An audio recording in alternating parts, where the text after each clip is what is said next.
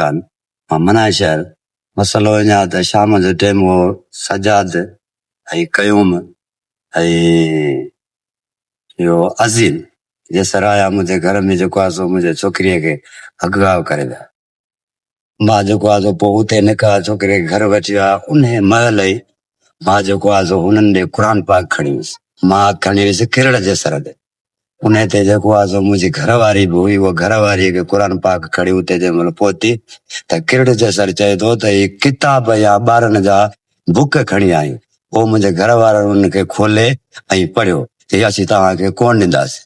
पोइ उतां जेको आहे सो खणी जामशोरे हलिया विया जेको पंहिंजी ज़ाती किरड़ जी ट्रक आहे उन में जेको आहे सो मुंहिंजे छोकिरीअ सां ज़ोर ज़ब्ती करे नशा ॾेई बंदूकूं रखे सीने ते जेको आहे सो हुनखे वञी बयानबाज़ी ॾियारे कोर्ट ते जेको आहे सो हुन निकाह करायो जामशोरो कोर्ट। हिकिड़ी पोती जेको आहे सो हुन सां ॾाढो ज़ुल्म ज़ोर ज़ब्ती करे छॾी। हो कोई छोकिरो हुनजो नशा इंसाफ़ हुनखे माना शादी इहो निकाह करायो। छोकिरी जंहिं महिल पहुती त घर पहुती त हुनखे वज मिलियो जेको आहे सो मुंहिंजे घर पहुची वई।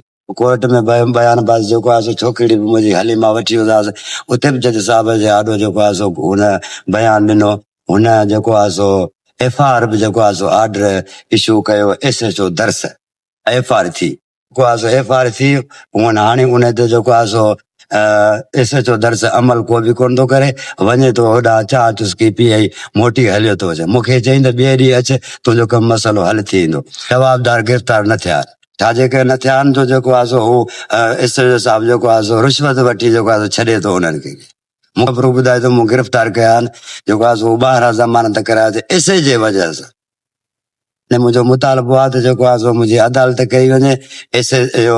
DIG सखर SSP ऐं DSP नुसरत फिरोज़ मां ख़ासि अपील जेको आहे सो हमराज ग़रीबनि जो रोहल साहिबु आहे मां उनखे अपील थो कयां त मुंहिंजी जेको आहे सो अदालत कई।